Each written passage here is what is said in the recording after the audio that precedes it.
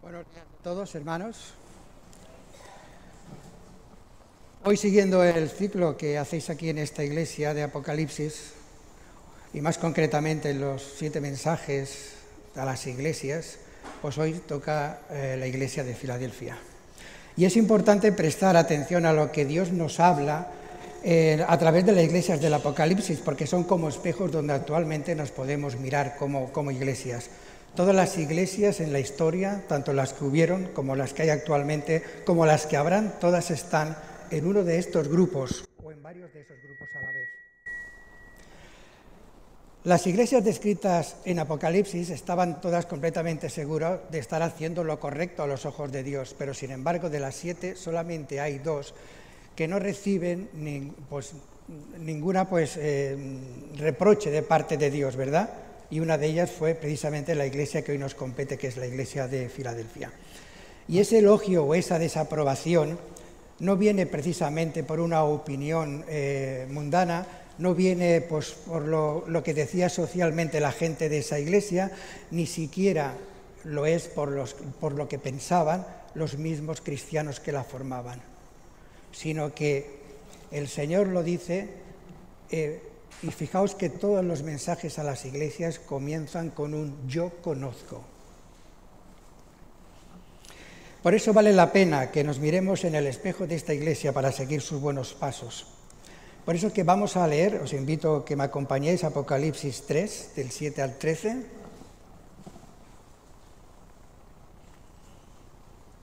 Y voy leyendo, dice Apocalipsis 3, versículos del 7 al 13. Dice, y escribe al ángel de la iglesia de Filadelfia, el santo, el verdadero, el que tiene la llave de David, el que abre y nadie cierra, y cierra y nadie abre.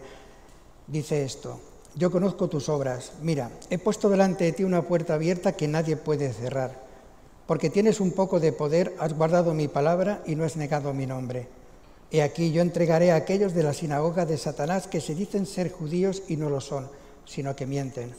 He aquí yo haré que vengan y se postren a tus pies y sepan que yo te he amado, porque has guardado la palabra de mi perseverancia.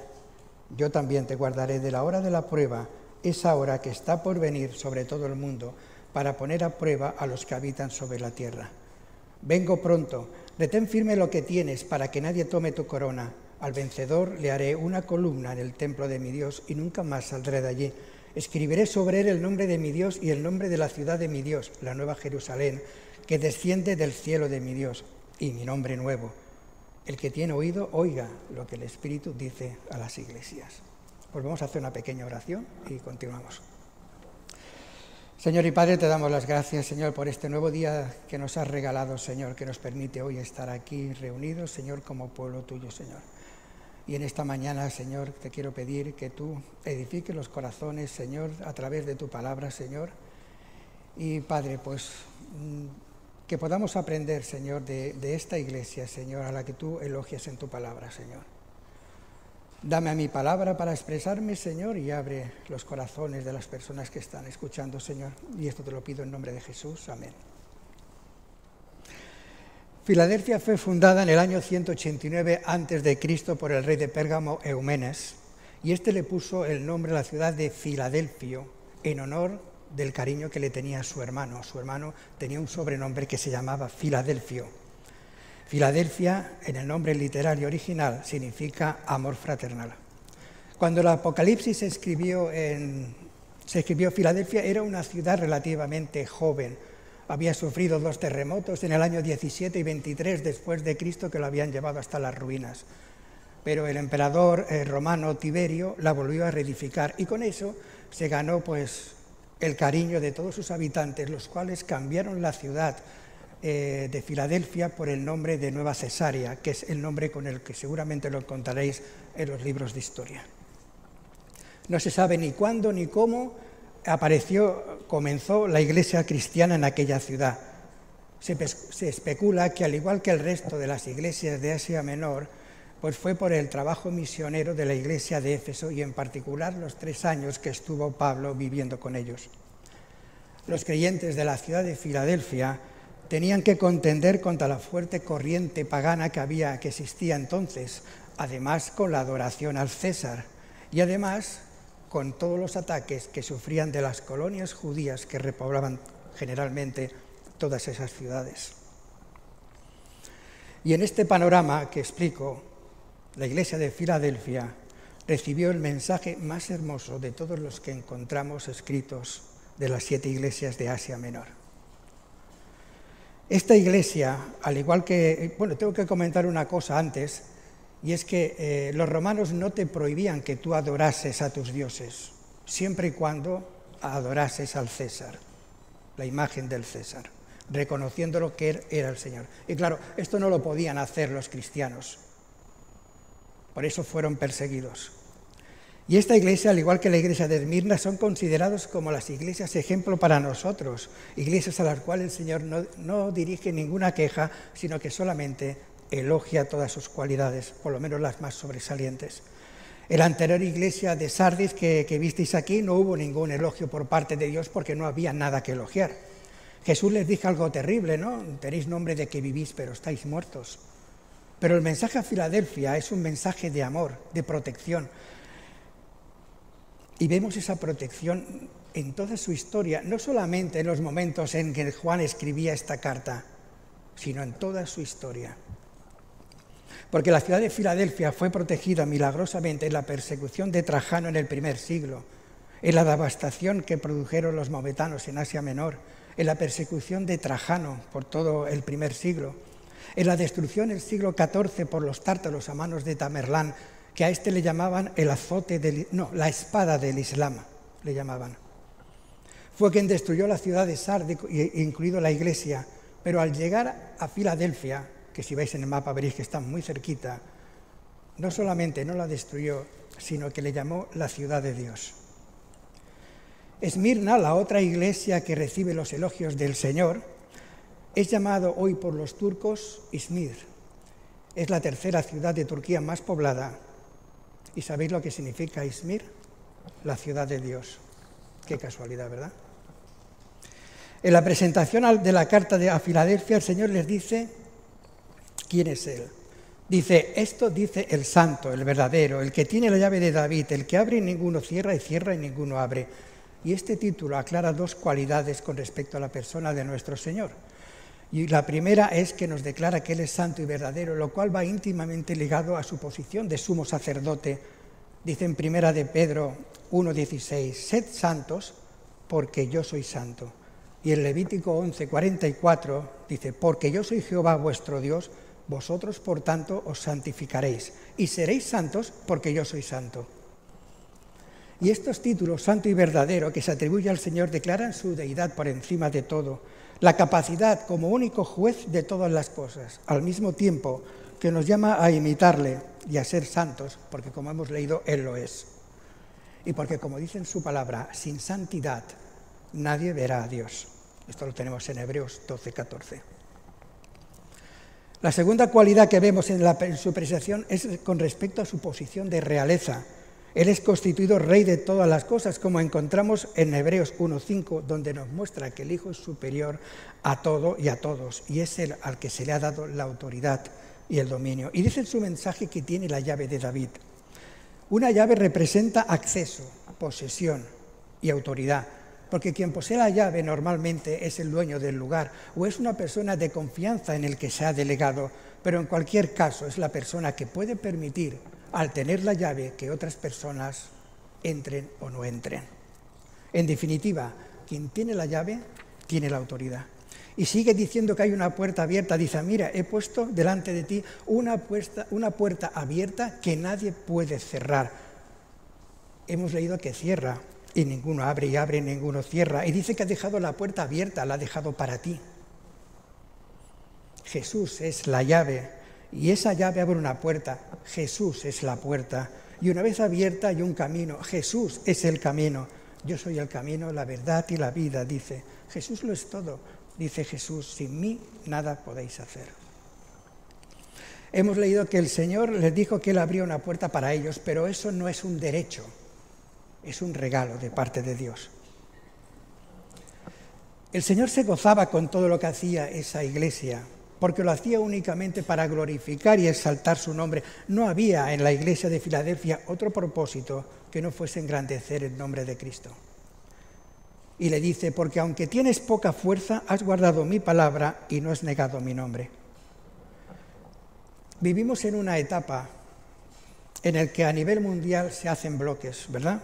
Bloques militares, bloques económicos, se unen países, se unen empresas, se unen multinacionales, con un único objeto, de ser cada vez más poderosos y ganar dinero, porque en definitiva es por lo que todo el mundo hace las cosas. Dice la palabra que el dinero es el principio de todos los males. Y en contraposición con estas ideas, Jesús le dice a Filadelfia, tienes poca fuerza. Filadelfia no se podía comparar, por ejemplo, con Éfeso, que era una iglesia más asentada y más grande, ni siquiera en la gran comisión que es común para todas las iglesias, que es ir y hacer discípulos. Pero no importa lo pequeño que seas, lo débil que seas, o la poca fuerza que tengas, si confías en la fuerza del Señor, ya la tienes toda. Dice en Efesios 6:10, fortaleceos en el Señor y en el poder de su fuerza. Los creyentes de Filadelfia habían sido obedientes y fieles al Señor, sin embargo no contaban con mucho poder. Pero el Señor sí, el Señor lo tenía todo. Y con todo esto que digo, Éfeso, a pesar de toda su grandeza, recibe una reprimenda de parte del Señor, mientras que la débil y pequeña y pobre Filadelfia recibe la mejor de todos los elogios. Las iglesias hoy están contagiadas por esa corriente de distanciamiento de Dios.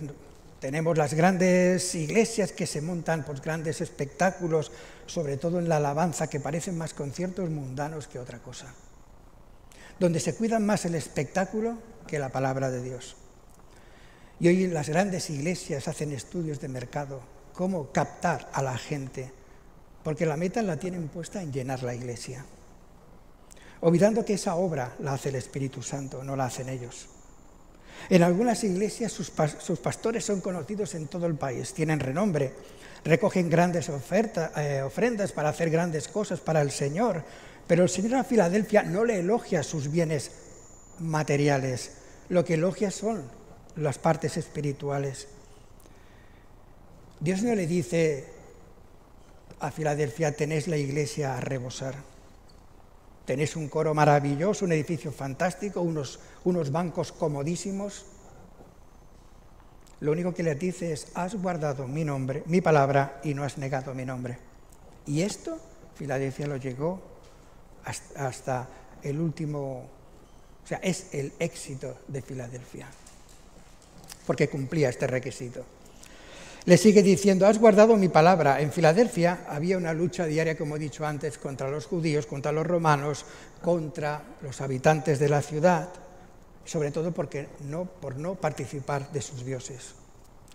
Quizás eran una iglesia pequeña, pero estaban decididos a ser fieles hasta sus últimas consecuencias, y eso los hacía grandes y poderosos. Porque si Dios es con nosotros, ¿quién contra nosotros?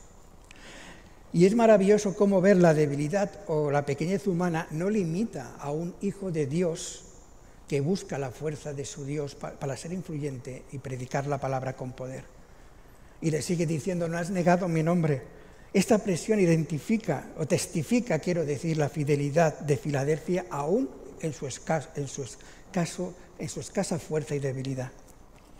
Fuese cual fuese la situación, la Iglesia nunca daba un paso atrás y testificaba con sus hechos en un mundo lleno de dioses, quién era el Dios de dioses y el Señor de señores.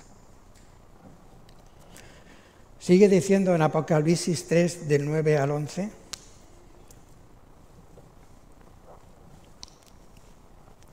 dice, he aquí yo entregaré a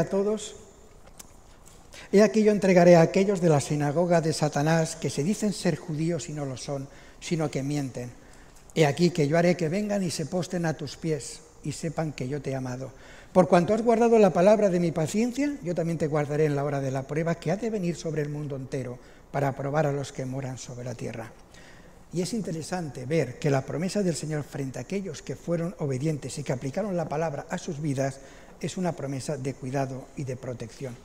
Y aquí muchos plantean una profecía de los últimos tiempos, ya que el Señor te dice, te guardaré de la hora de la prueba que ha de venir sobre el mundo entero para probar a los que moran sobre la tierra. Fijaos que habla en singular. No se está refiriendo a las pruebas que normalmente y cotidianamente cada uno tiene en su vida de cristiana todos los días, sino que habla de una prueba en concreto y que tiene que venir sobre el mundo entero. Y esto está en sintonía con otro versículo que pronuncia Jesús en Lucas 21:36, que dice: velad pues para que seáis tenidos por dignos de escapar de todas estas cosas que vendrán. Yo os sugiero no poner los ojos en el cómo y cuándo serán las cosas que nos habla Apocalipsis. Como por ejemplo, pues el milenio, es ahora, es antes, será después. El rapto existe, es secreto, o es la segunda venida de Cristo, o la gran tribulación, pasará la iglesia la tribulación, no la pasará. Son temas que nos fascinan, ¿verdad? Y durante cientos de años, según los acontecimientos, todo el mundo ha tenido claro que el Señor estaba muy cerca y que su llegada era inminente, pero el Señor no vino. Y es que lo normal es que cada uno de nosotros pasemos a su presencia a través de nuestra muerte.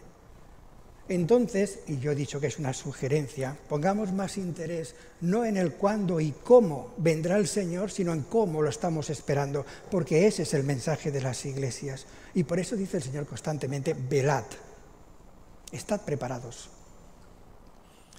Y sigue diciendo el Señor: he aquí yo vengo pronto. Esta misma expresión la encontramos al final de toda la Biblia, en Apocalipsis 22:12. Donde dice: he aquí yo vengo pronto y mi galardón conmigo. Y no confundáis galardón con salvación, porque son dos cosas distintas. La salvación ya vemos todo lo que es el galardón. Lo voy a explicar muy brevemente, sin entretenerme mucho. Imaginaos que vosotros todos sois alumnos de un colegio y habéis hecho un examen. Y todos habéis aprobado, todos sois salvos, pero no todos tenéis la misma nota. Y el Señor, ¿qué dice en su palabra? Unos el 30, unos el 60, unos el 90% de fruto, y sobre 5 ciudades te pondré, sobre 7 te pondré, ¿vale? Es un poco el premio que acompaña a la salvación. Con esta expresión, el Señor nos llama a velar, cuando dice: he aquí yo vengo pronto, para que nadie se duerma. El Señor, en términos generales, pensamos que está tardando, pero la espera se acaba, como he dicho antes, cuando partimos ya de este mundo a través de la muerte. Y en cuanto a tiempo, no podemos tenerlo por tardanza, sino por misericordia. Porque si el Señor hubiera venido hace 50 años, ¿cuántos de nosotros seríamos salvos? Yo creo que el 90% de nosotros estarían muertos en delitos y pecados. Ahí está la paciencia de Dios. Y el Señor promete un lugar y una posición. Sigue diciendo en Apocalipsis 3:12, dice: al que venciere, yo le haré columna en el templo de mi Dios y nunca más saldrá de allí. Y escribiré sobre él el nombre de mi Dios, el nombre de la ciudad de mi Dios, la nueva Jerusalén, la cual desciende del cielo de mi Dios, y mi nombre nuevo.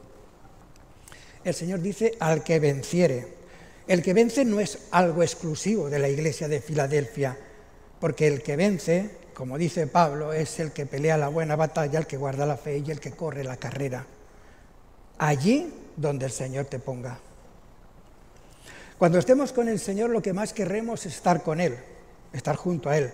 Y el Señor es a los que actúen como la iglesia de Filadelfia, a los que concederá este honor. El que vence, dice, será hecho columna de su templo y nunca más saldrá de ahí. Me sorprende mucho leer que dice que nos hará columna, porque ¿qué es una columna? Pues bueno, para muchos pues es un elemento arquitectónico más o menos decorado que no se puede mover, ¿no? ¿Verdad?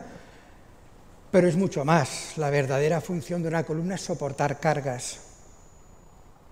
Y quizás lo que les esté diciendo es que sobre los hombros de esas personas colocará las responsabilidades más grandes de aquello que el Señor tenga preparado para nosotros en la eternidad. En lo poco has sido fiel, sobre mucho te pondré. Sobre mucho te pondré, ¿qué significa? Sobre las mejores oraciones o las mejores canciones. Porque, claro, mucha gente, al no saber lo que va a ser, pues se piensa que estaremos en el cielo constantemente orando.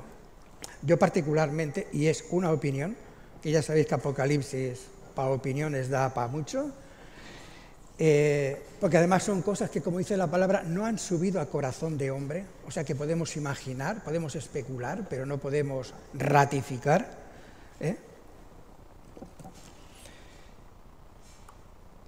Porque ¿qué haremos cuando estemos con Él?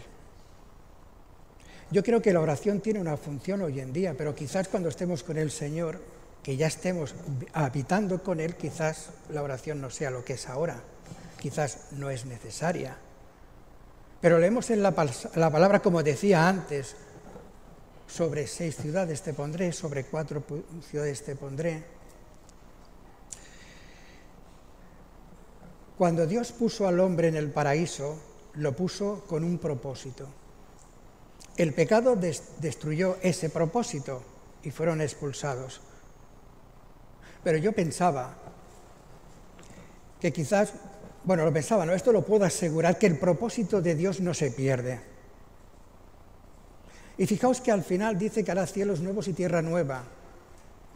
El Señor volverá a crear un paraíso en la tierra y nos volverá a colocar ahí. Y quizás continúe ese propósito en lo que Dios tenía pensado para nosotros en un principio. Bueno, pero esto ya nos iríamos del tema, de hecho ya me he ido del tema.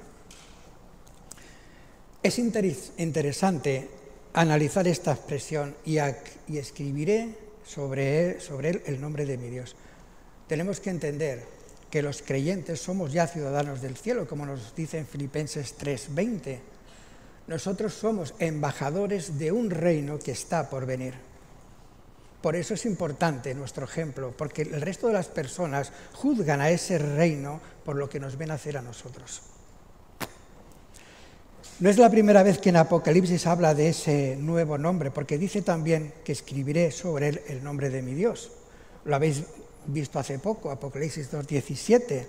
Nos dijo que al que venciere daré a comer del maná escondido y le daré una piedrecita blanca, y en la piedrecita escrita un nombre nuevo, el cual ninguno conoce sino aquel que lo recibe.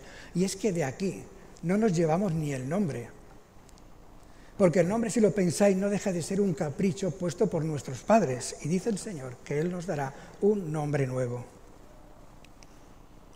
No olvidemos que hemos sido redimidos por Dios, y el que redime es dueño de aquello que redime. Nosotros somos posesión suya. Hoy hay iglesias bautistas, de hermanos, pentecostales, y también hay iglesias llamadas iglesias de Filadelfia. Que yo conozca, hay 9 en Barcelona, que seguro que hay más. Iglesias que adquieren para sí el nombre de Filadelfia en un intento de resaltar su perfección ante los hombres, pero lo cual no deja de ser pues, un alarde, una demostración de orgullo, porque es a Dios al que le toca darte la gloria y no que uno mismo se lo ponga a sí mismo. No puedes autoproclamarte perfecto. Esta iglesia no es perfecta, ninguna iglesia es perfecta. Entonces, ¿qué iglesia quiere Dios? Le dice a Filadelfia, has guardado mi palabra y no has negado mi nombre. ¿Qué conlleva esas frases? ¿Qué iglesia quiere Dios? ¿Importa la denominación que tengamos? Porque las iglesias evangélicas son un mundo de denominaciones. El día de Pentecostés, una de las principales obras que hizo el Espíritu Santo fue sacar a aquellas 120 personas del aposento alto y lanzarlos a la calle en contacto con la gente. De allí en adelante, la iglesia de Jerusalén se instauró en el centro de la ciudad. No tenía un domicilio ni legal ni real. Lucas, cuando se refiere a esta iglesia, dice la iglesia que estaba en Jerusalén. Hechos 8:1. Esta iglesia nacía, crecía y se multiplicaba por las calles, por las casas de la ciudad. Estaba en las plazas, en los barrios, en los mercados.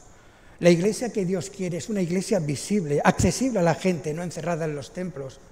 Los católicos han encerrado a Dios en el sagrario y nosotros los evangélicos, muchos hemos encerrado a Dios entre estas 4 paredes de donde no sale nunca.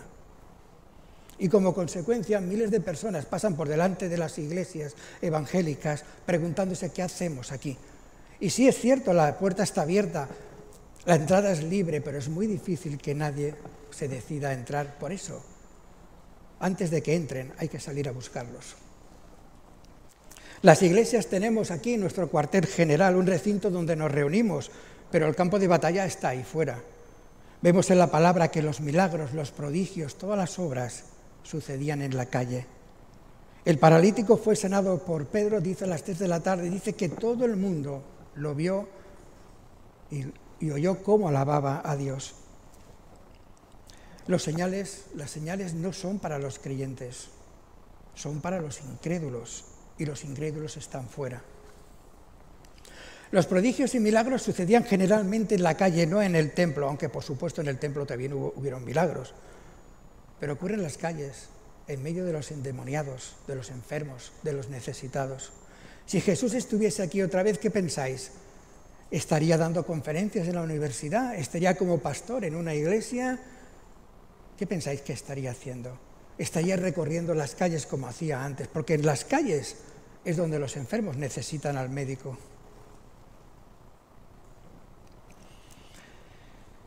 Aquí dentro nadie nos ve. La palabra no trasciende y nuestra gran comisión es salir fuera y hacer discípulos. ¿Y nos creemos pequeños para un cometido tan grande?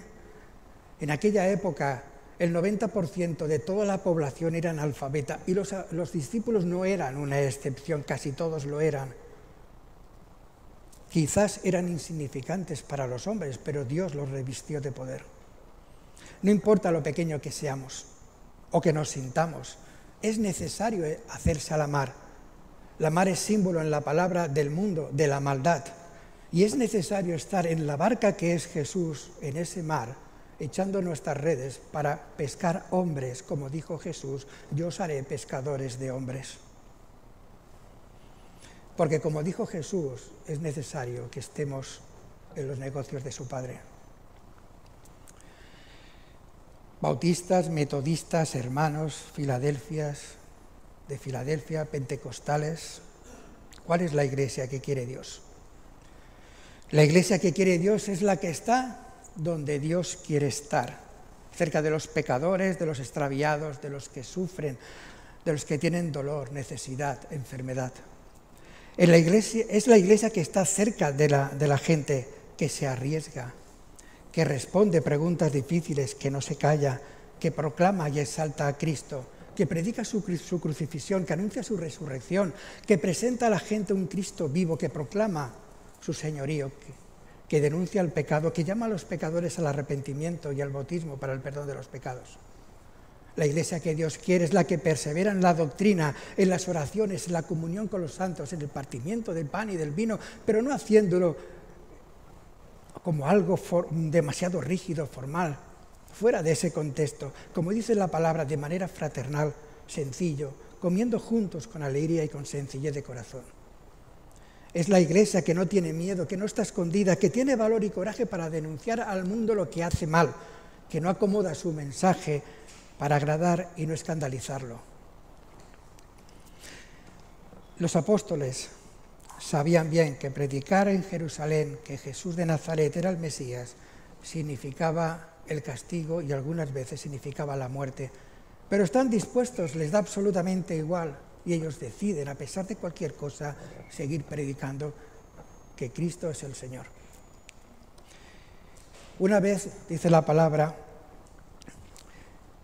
que fueron encarcelados por los saduceos y por los sacerdotes y que fueron colocados en la cárcel y el ángel de noche los saca y los libera. ¿Y qué les dice?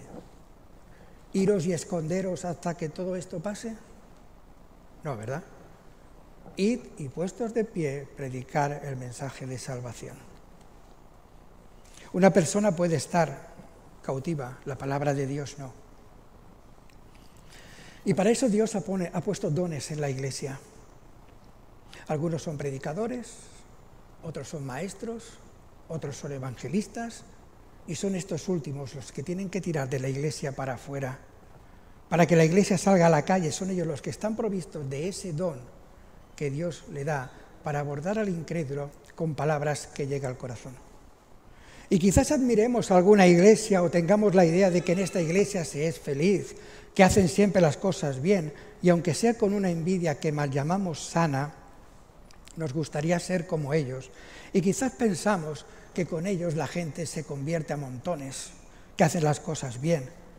Sobre todo si lo comparamos con la iglesia a la que vamos, a la cual muchas veces vemos llena de defectos. Pero yo os digo por mi experiencia que de visita todo es muy bonito. Que como dicen en mi pueblo y en el tuyo, en todos los sitios cuecen habas, y que no es oro todo lo que veas brillar.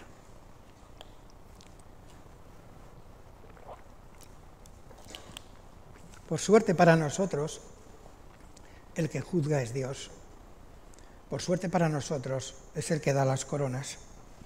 Él es el que nos valora. Por eso no nos dejemos llevar por lo que no sabemos.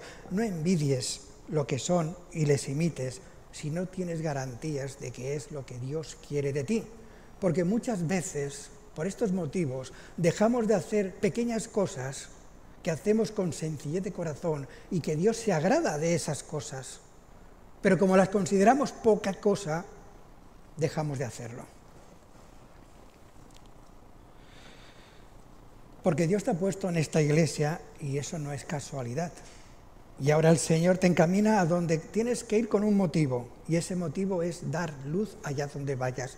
Fijaos que la palabra habla a las iglesias y las compara con candeleros y a nosotros con lámparas. ¿Y qué eran los candeleros y las lámparas? Instrumentos que servían para dar luz allá en la oscuridad. Conocí hace bastantes años ya una mujer que hacía tiempo que no la veía, y al encontrármela me dijo, ahora sí, ahora voy a una iglesia, eso sí que es una iglesia. Y empezó pues a explicarme lo bueno, lo grande, lo bonita que era. ¿Y eso importa? ¿Qué importancia tiene el cascarón donde nos reunimos si el pastor, por ejemplo, olvida las ovejas del redil y no las alimenta? Cuando los diáconos pasan, cuando los ministerios son para impresionarnos y recordarnos lo bueno que somos. ¿Qué importa eso si nos convertimos en cristianos figurantes, cristianos que se durmieron, que olvidaron su primer amor, que aceptaron corrientes más llamativas, que oyeron cantos de sirena y se desviaron del rumbo? ¿Buscaste una iglesia o has buscado una iglesia según tu estilo de vida, como el que busca un banco en un parque para tomar el sol? Porque entonces la iglesia tiene un problema, y tú también. Y si estos son los síntomas, nos estamos convirtiendo en la iglesia de Sardis. ¿Cuántas iglesias conocemos, verdad? Que hace años las conocimos esplendorosas, llenas de gente, llenas de vida, y hoy las vemos prácticamente vacías, ¿no? Y nos da tristeza, nos da pena al verlas. Pero no confundamos. El Señor no busca cantidad, el Señor busca calidad. Da igual que seamos 4, que seamos 40, lo importante es que esos que se reúnen realmente amen y sigan al Señor. ¿Os acordáis de la iglesia primitiva? Aquella que se reunía en las catacumbas. Las catacumbas serían lo más parecido hoy en día a una alcantarilla, solo que en vez de haber aguas fecales, lo que había eran muertos, amortajados. Era el lugar donde se podrían. Y ahí es donde se reunía la iglesia, con la luz de las velas, con un olor especial, me imagino, que habría, y ahí cantaban, y ahí hablaban del Señor. Pero tampoco hace falta ir muy lejos. España, hace 60 años, tenías que reunirte en las casas, no grites mucho, sin instrumentos. Si te pillaban te metían una multa, si eras reincidente te metían una temporada en la cárcel. Si querías casarte, la Iglesia Católica te mandaba los papeles al año o a los 2 años. Si eras un chico y hacías la mili y no querías jurar la bandera, te hacían un consejo de guerra y te metías de 2 a 3 años. ¿Y cuántos estaríamos dispuestos ahora a pasar por todo eso? La Iglesia hoy no es perseguida, pero yo creo que lo será, porque el cristiano molesta. La iglesia de los primeros tiempos fueron tildadas de caníbales, porque comían y bebían la sangre de Cristo. Y además fueron tildadas de incestuosas y depravadas, porque decían que se amaban unos a otros. Y normalmente, esto que atribuían con falsedad, normalmente venían de las congregaciones judías de las ciudades. Ellos tenían la ley, los judíos, pero no supieron ver la ley a Dios, a Jesús, por lo que siempre estaban buscando un motivo para exterminarlos. Los judíos tienen a Dios para ellos. Nadie excepto los judíos podían acercarse a Dios. Y esa es una gran diferencia con los cristianos. Hablo de los judíos de aquella época. ¿Por qué? Porque mientras los judíos acaparaban a Dios para ellos mismos, los cristianos ese mismo Dios lo mostraban al mundo para que todo el mundo se beneficiase de sus bondades. La iglesia de Filadelfia era la iglesia que más se asemeja a la iglesia que quiere Dios. ¿Por qué? Porque Filadelfia era una iglesia que oraba. Porque la iglesia es impotente sin oración. Porque la iglesia que no está orando está jugando. Es una iglesia que amaba. Porque el amor los hacía compartir unos con otros todo lo que tenían. Y echaban de lado sus diferencias. Y como consecuencia, al dejar de amar las cosas de abajo, empezaron a amar las cosas de arriba. Perdieron su amor por las posesiones terrenales y, como leemos en la palabra, ninguno decía ser suyo sus propias cosas. Hacían honor al nombre de Filadelfia, que significa amor fraternal. Era una iglesia que testificaba. Hablaban con denuedo la palabra de Dios. La gran comisión estaba fresca en la mente de todos ellos y predicaban a todos el Evangelio. Con oración, amor y testimonio, ellos marcharon hacia adelante y hoy tenemos el Evangelio debido a que iglesias como ellos ni nada ni nadie los pudo parar. Y ahora tenemos las mismas órdenes que tenían ellos, que es seguir hacia adelante. Ellos transformaron al mundo y nosotros también podemos hacerlo, porque servimos al mismo Dios, tenemos el mismo poder que tenían ellos, porque Dios no cambia. El mensaje a Filadelfia acaba diciendo que baja del cielo la ciudad de Dios, la Nueva Jerusalén, que también es llamado el tabernáculo de Dios con los hombres. En Apocalipsis nos dice que hay una transformación completa del cielo y de la tierra, cielos nuevos y tierra nueva, que eso ya se irá viendo más adelante según adentréis en Apocalipsis. Y Juan ve en su visión la santa ciudad, la Nueva Jerusalén, descender del cielo de Dios, dispuesta como una persona ataviada para su marido. Esta es la ciudad que vio Abraham por fe en Hebreos 11:10, la ciudad cuyo constructor es Dios. Es el lugar donde Dios habitará con su pueblo. Lo tenemos en Apocalipsis 21:3. Porque el destino de los redimidos no es el cielo, es la tierra. Muchos de nosotros decimos, cuando vayamos al cielo, porque de alguna manera asociamos la morada de Dios con nuestro destino. Pero la palabra se encarga de dejar muy claro en muchos sitios que el destino del hombre redimido ya al final de los tiempos es la tierra, en el nuevo paraíso que Dios hará, cielos nuevos y tierra nueva, que es donde, como acabamos de leer, baja la ciudad celestial. Y ahí, como luego veréis, morará Dios con el hombre para siempre. Y acaba el Señor dándonos una advertencia: el que tenga oídos, oiga lo que el Espíritu dice a las iglesias. Estamos advertidos sobre lo que Dios espera de nosotros. Así que nadie va a poder tener excusa. Nadie podrá alegar ignorancia. Y con esto acabo. No es mejor cristiano el que lee la palabra y la sabe, sino quien la lee y la practica. Estamos en un mundo que tropieza cuando deja de mirar abajo, y los cristianos tropezamos cuando dejamos de mirar arriba. Por eso, adquiramos ese compromiso fuera de modas y dudas, a fin que a su debido tiempo todos nosotros podamos formar parte de esas columnas en el templo de nuestro Dios. Pues vamos a orar. Señor y Padre, te doy las gracias, Señor, por este tiempo que hemos tenido, Señor, pues para abrir tu palabra, Señor. Ayúdanos, Señor, en nuestro caminar por el camino angosto que has abierto para nosotros. Como nuestros hermanos de Filadelfia, Señor, estamos sometidos a la asfixia, Señor, de un mundo, Señor, pero como estuviste con ellos, sabemos que tú vas a estar con nosotros, Señor. Para que aquel día que estemos en tu presencia, Señor, tú nos puedas recibir con un bien buen siervo. En lo poco has sido fiel, sobre mucho te pondré, Señor. Ayuda, Señor, y bendice a tu pueblo, porque como hemos dicho, sin ti nada podemos hacer, Señor. Pues gracias, Señor, bendice a tu pueblo aquí reunido, Señor, y lo queremos hacer en nombre de Jesús. Amén.